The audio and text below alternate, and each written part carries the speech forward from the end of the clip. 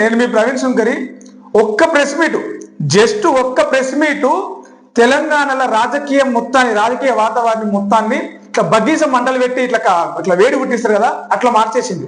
ప్రభుత్వంలో ఉన్న ఎంతమంది మంత్రులు అంతమంది మీడియాల ముందుకు వచ్చి కెమెరాల ముందుకు వచ్చి మైక్ల ముందుకు వచ్చి ఇష్టం వచ్చి ఏదో ఒకటి మాట్లాడాలి కాబట్టి మాట్లాడారు. అత్యవసరంగా మంత్రివర్గం భేటీ అయింది. రేపు అసెంబ్లీ సమావేశాలు కాబోతా ఉన్నాయి. ఇక రకరకాల విషయాల మీద చర్చ జరగబోతా ఉన్నది. ప్రజలందరూ కూడా ఇలా అలర్ట్ అయి చూస్తూ ఉన్నారు, టీవీలో కక్కపోతా ఉన్నారు, మాట్లాడుతూ ఉన్నారు. దేనికి? కేసీఆర్ పెట్టిన ఒక్క ప్రెస్ మీట్ ఏం మాట్లాడారు? ఎందుకు కేసీఆర్ బయటకు వస్తలేడు, కేసీఆర్ బయటకు వస్తలేడు అని చెప్పేసి 2 ఏళ్ల నుంచి ఇదే కాంగ్రెస్ పార్టీ, ఇదే బీజేపీ పార్టీ మాట్లాడింది కదా. ఇదే కాంగ్రెస్ ప్రభుత్వంలోని మంత్రులు, ముఖ్యమంత్రి కూడా మాట్లాడింది కదా. కేసీఆర్ 2 ఏళ్ల తర్వాత బయటకు వచ్చి పెట్టిన ఒక్క ప్రెస్ మీట్ లో అడిగిన ప్రశ్నలకి సమాధానం చెప్పనీకే ఇప్పటికి కూడా సమాధానం చెప్పలేక ఎదురుదాడి, ఉల్టా ఎదురుదాడులు జరుగుతూ ఉన్నాయి. కానీ ఇప్పటివరకు ఆయన అడిగిన 10 ప్రశ్నలు 20 ప్రశ్నలు కనీసం ఒక్క ప్రశ్నకైనా సమాధానం చెప్పిరా అంటే కళ్ళు తేలేసిరు, నోర్లు ఎల్లబెట్టారు. ఇది ఇట్లా ఉంటే ఒక్కసారి మాట్లాడదాం. అసలు కేసీఆర్ ప్రెస్ మీట్ తర్వాత ఏం జరుగుతుంది రాష్ట్రంలో? అత్యవసరంగా రేవంత్ రెడ్డి మంత్రులందరూ కూర్చోబెట్టుకొని సమావేశం పెట్టుకున్నాడు. మీదికి ఏంది కవరింగ్ అంటే సర్పంచ్ ఫలితాల రివ్యూ, అసెంబ్లీ ఎప్పుడు పెట్టాలి, అది అట్లా ఇది ఇట్లా, జిహెచ్ఎంసీ ఎన్నికలు ఎప్పుడు నిర్వహించాలి, ఎంపీటీసీ జెడ్పీటీసీ ఎన్నికల షెడ్యూల్ ఎట్లా అని చెప్పేసి మాట్లాడేందుకు మంత్రివర్గం సమావేశం ఏర్పాటు చేస్తున్నాం అని చెప్పేసి మీదికి కవరింగ్ ఇస్తున్నారు. కానీ అది కాదు ముచ్చట. కేసీఆర్ బయటికి రానన్ని రోజులు ఈ 2 ఏళ్ళు వీళ్ళు ఆడింది ఆట అయింది, పాడిందే పాట అయింది, అమ్మిందే భూమి అయింది, కొన్నోనికే పంట అయింది. కానీ ఇప్పుడు అట్లా కాదు, తోలు తీస్తా, బయటకు వస్తున్నా, ఇయ్యాలకెళ్ళి మొత్తం బయటనే ఉంటా, యుద్ధం చేస్తా, ఇక బయటకు వస్తున్నా, తోలు తీస్తా అని చెప్పేసి ఆయన ఫేస్ టు ఫేస్ దాని ఏమంటారు డైరెక్ట్ వార్నింగ్, డైరెక్ట్ హెచ్చరిక చేసిండు. ఈ నేపథ్యంలో ఆయన ఇన్ని రోజులు హరీష్ రావు, కేటీఆర్, జగదీష్ రెడ్డి, నిరంజన్ రెడ్డి, కౌశిక్ రెడ్డి వీళ్ళనే తట్టుకోలేకపోయినాము. డైరెక్ట్ కేసీఆర్ బయటకు వస్తే, కేసీఆర్ ప్రజల్లోకి వెళ్తే ఎట్లా ఉంటది? ఇప్పుడు జరుగుతున్న డ్యామేజే మామూలుగా లేదు. వీళ్ళు చేస్తున్న ఘనకార్యాలకి అటు గురుకులాల్లో కావచ్చు, ఇటు యూరియా కావచ్చు, ఇటు నీళ్ల విషయంలో కావచ్చు, అటు కరెంటు విషయంలో కావచ్చు, ఒక్కడని కాదు ప్రభుత్వ పథకాల అమలు విషయంలో కావచ్చు, కళ్యాణ లక్ష్మి కావచ్చు, తులం బంగారం కావచ్చు, ఇట్లా ఎప్పుడు పోతే దమ్ము ఆగదు నాకు. అన్ని విషయాలలో కాంగ్రెస్ పార్టీకి కింద అవుతున్న డ్యామేజ్ మామూలుగా లేదు. గురిగింజ మీద మొత్తం ఎర్ర ఉంటుంది, కింద నలుపుంటారు కదా, సేమ్ అట్లా ఉంది పరిస్థితి. మీదికి మీడియాలో బాగానే మేనేజ్ చేస్తున్నారు కానీ కింద మామూలుగా డ్యామేజ్ అయితే లేదు. మన సర్పంచ్ ఫలితాల విషయంలో చాలా క్లియర్గా అర్థమైంది. సర్పంచ్ లో కాంగ్రెస్ పార్టీ ఘన విజయం సాధించింది, భారీ మెజార్టీ సాధించింది, 70% కొట్టింది అంటారు. కానీ అది నిజంగా ఎంత శాతం కొట్టిందో కాంగ్రెస్ పార్టీకి తెలుసు, ముఖ్యమంత్రి తెలుసు, పిసిసిసి ఆయన అధ్యక్షుడు మహేష్ గౌడ్ తెలుసు, ఆమె అలా తెలంగాణ పార్టీ వ్యవహారాల ఇన్ఛార్జు మీనాక్షి నటరాజన్ కూడా తెలుసు. మంచి లోపల కూర్చోబెట్టి అందరికి నెత్తిలు అక్షింతలు వేసి నోట్లో బెల్లం ముక్క పెట్టింది. ఇక ఇప్పుడు కేసీఆర్ బయటకు వస్తే ఎట్లా ఉంటుంది అంటే మామూలు డ్యామేజ్ ఉండదు. ఎట్లా తట్టుకోవాలి, ఎట్లా ఎదుర్కోవాలి?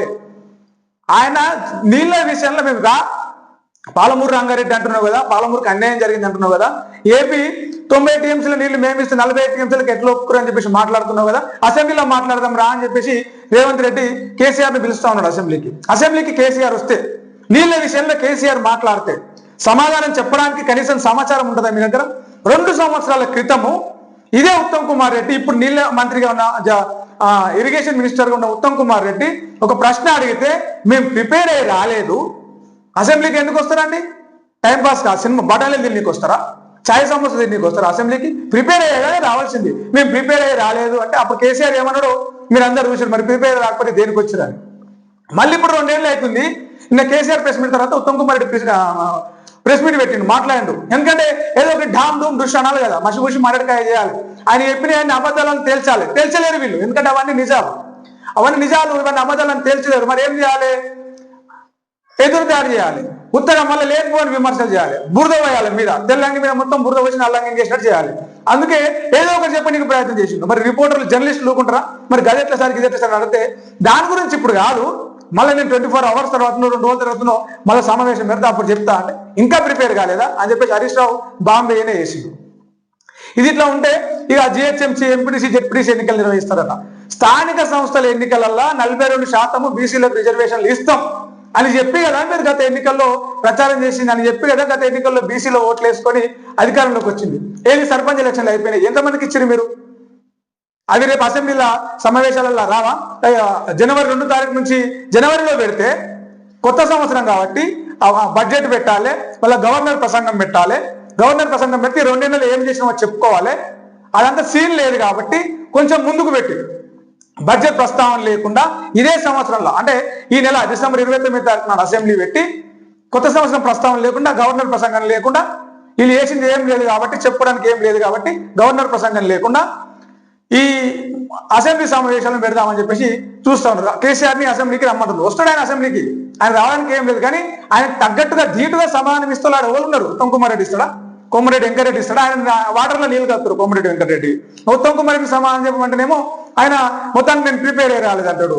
ఇక రేవంత్ రెడ్డి ముఖ్యమంత్రి గారిని సమాధానం చెప్పమంటేనేమో ఆయన లాభంలో తొండలు ఇడుస్తా అంటాడు, దాని ఏమంటారు పేగులు మెడలు వేసుకుంటా అంటాడు, అంగిడుస్తా అంటాడు, బట్టలు ఇడుస్తా అంటాడు. శ్రీధర్ బాబు ఆయన శాంతం ప్రశాంతం, ధర్మవర సుబ్రహ్మణ్యం సినిమా ఉంటుంది కదా స్టైల్ సినిమాలో, ఆయన అంటే శాంతం ప్రశాంతం అన్నట్టు ఆయన ఉంటుంది. ఇంకా ఏ మంత్రి మాట్లాడతాడు?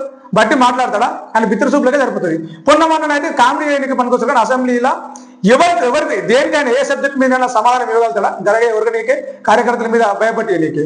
ఇక సీతక్క మొత్తం ఆరోపణలు, కొండ సూర్యక ఎంతసేపు ఉన్న సమంత నాగార్జున వాళ్ళ ఫ్యామిలీ గురించి మాట్లాడి సోషల్ మీడియాలో ఫేమస్ కావాలి. ఎవరండి? కేసీఆర్ అసెంబ్లీకి వస్తే ఎవరు మాట్లాడతారు? ఎవరు సమాధానం ఇస్తారు? నీళ్ళ గురించి మాట్లాడేంత సోయి, తెలివి, సమాచారం, అవగాహన కనీసం ఉందా? నీళ్ళ గురించి వదిలిపెడితే కరెంటు గురించి మాట్లాడుతుందా? గురుకులాల గురించి మాట్లాడుతుందా? మీరు ఎన్ని ఉద్యోగాలు కావాలి? 2 లక్షలు ఇస్తామన్నారు ఉద్యోగాలు, సంవత్సరానికి 4 లక్షలు ఇవ్వాలి. కనీసం 40,000 ఇచ్చినా వీటి గురించి మాట్లాడుతుందా? 42% రిజర్వేషన్ గురించి సమానం చెప్పే అంత సత్తా ఉందా? దేని గురించి మాట్లాడతారు?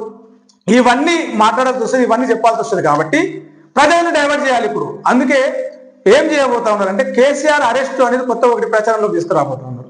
కాళేశ్వరం విచారణ తుది దశకు వచ్చిందని. ఏది కాళేశ్వరం విచారణ ఏమైంది? కాళేశ్వరం పేరు చెప్పే కదా ఎన్నికల్లో ప్రచారం చేసింది, అవినీతి అని, స్కామ్ అని, భీమ్ అని, బోమ్ అని, డామ్ అని, డూమ్ అని. ఏది కాళేశ్వరం కమిషన్ రిపోర్ట్ ఇచ్చేసింది కదా, ఏమైంది? ఎందుకు అరెస్ట్ చేయాలి కేసీఆర్ని? అందులో ఏం లేదు కాబట్టి. ఆ బావి, ఆ పిల్లర్లు వెలిచింది, అవన్నీ పగులు వచ్చాయి. పగులు ఏ ప్రాజెక్ట్ ఇల్లు కట్టుకుంటే పిల్లర్కు పగులు వస్తాయి, స్లాబ్కు పగులు వస్తాయి, మళ్ళీ దానికి సున్నం వేసి లప్పం పెట్టి చేస్తారు. అంత పెద్ద ప్రాజెక్టుకు పగులు రావా? బాంబు పెట్టి పేల్చింది మీరే కాబట్టి అంత ధైర్యం చేయలేకపోతుంది. ఫోన్ ట్యాపింగ్ ఏ ప్రభుత్వమైనా ఫోన్ ట్యాపింగ్ చేస్తుంది. ఇప్పుడు కాంగ్రెస్ ప్రభుత్వం చేస్తలేదా? కేంద్రంలో బీజేపీ ప్రభుత్వం చేస్తలేదా? పక్కన చంద్రబాబు నాయుడు చేస్తలేడా? అటు పక్కన స్టాలిన్ చేస్తలేడా? యోగి చేస్తలేడా? ఏ ప్రభుత్వమైనా అధికారులు ఏం మాట్లాడుకుంటున్నారు? ఇంటెలిజెన్స్ అనేది ఒక ఫోన్ ట్యాపింగ్ అనేది ఖచ్చితంగా ఉంటుంది. దాని మీద అరెస్ట్ చేసి ఇది లేదు. కాబట్టి జనాలకు ఎట్నో అట్లా డైవర్ట్ చేయాలి. కేసీఆర్ చెప్పే విషయాలను, కేసీఆర్ చెప్పే నిజాలను జనాలకు రీచ్ కాకుండా చేయాలంటే దాని మీద ఇంకో అబద్ధం పోయాలి, దాని మీద ముసుగేయాలి. సో ఇది చేస్తా ఉన్నారు.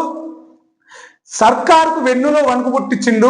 ఒక్క ప్రెస్ మీట్ తోని సర్కార్కు ఈ చలికాలంలో సల్ల చెమటలు పుట్టించిందని చెప్పొచ్చు. మరి ఈ సల్ల చెమటలు వాళ్ళు తుడుచుకుంటారా, లేకపోతే కవర్ చేసుకుంటారా? లేదు చెమటలు కాదు మంచు కూర్చుందని చెప్పేసి ఏమంటారు, మళ్ళీ జోకులు కామెడీలు చేస్తారా? చూద్దాం. అసెంబ్లీ సమావేశాలు ఎట్లా ఉండబోతా ఉన్నాయి? రంజుగా ఉంటాయా, వేడిగా ఉంటాయి? ఈ చలికాలంలో మామూలు చలి లేదు. ఈ మామూలు చలిలా ఇప్పుడున్నటువంటి ఈ చలిలో అసెంబ్లీ సమావేశాలు అంటే చలిమంట కూడా వేసుకునే పని లేదు, ఉడుకు ఛాయ్ కూడా అవసరం లేదు. అసెంబ్లీ సమావేశాలు చూస్తే మామూలుగా ఉండదు వేడి. చూద్దాం ఈ కాంగ్రెస్ ప్రభుత్వం, ప్రతిపక్షం బీఆర్ఎస్ ఎట్లా సమాధానం చెప్తుంది. కనీసం బీజేపీ మొన్న మోడీ తిట్టిండు, మంచిగా ఉసిపెట్టుకొని అందరికీ ఛాయ్ వేసి మిర్చి సమోసా ఇచ్చి తిట్టిండు. ఏం చేస్తున్నారు మీరు? కాంగ్రెస్ ప్రభుత్వం మీద మీరు ఏం కొట్లాడుతూ ఉన్నారు? అటు కేంద్రం ఢిల్లీలోనేమో కాంగ్రెస్ వర్సెస్ బీజేపీ అనేటువంటి, మీరు తెలంగాణలో దోస్తాన్ని చేస్తారని చెప్పేసి గట్టిగా ఇచ్చుకున్నాడు ఒక్కొక్కరికి. మరి వాళ్ళు బీజేపీ రేపు అసెంబ్లీలో కాంగ్రెస్ ప్రభుత్వం ఏమైనా కొట్లాడుతుందా? వాళ్ళ దోస్తు రేవంత్ రెడ్డిని క్వశ్చన్ చేస్తారా? లేకపోతే వాళ్ళకి తెలంగాణ గురించి ఏం తెలియదు, తెలంగాణ నీళ్ళ గురించి తెలియదు, తెలంగాణ ఉద్యమం గురించి తెలియదు, తెలంగాణ గొప్పతనం గురించి తెలియదు కాబట్టి ఎప్పటికైనా సైలెంట్గా కూర్చుంటారా అనేది రేపటి అసెంబ్లీ సమావేశాలలో తెలుస్తుంది. చూద్దాం. మరో వీడియోలో మళ్ళీ కలుద్దాం. ఈ వీడియో ఎట్లా ఉంది, నేను చెప్పింది తప్ప రైటా, మీకు ఏమనిపించిందో కింద కామెంట్ సెక్షన్ లో చెప్పండి. సబ్స్క్రైబ్ చేసుకోవడం మర్చిపోకండి. నేను మీ ప్రవీణ్ శంకరి. నమస్తే.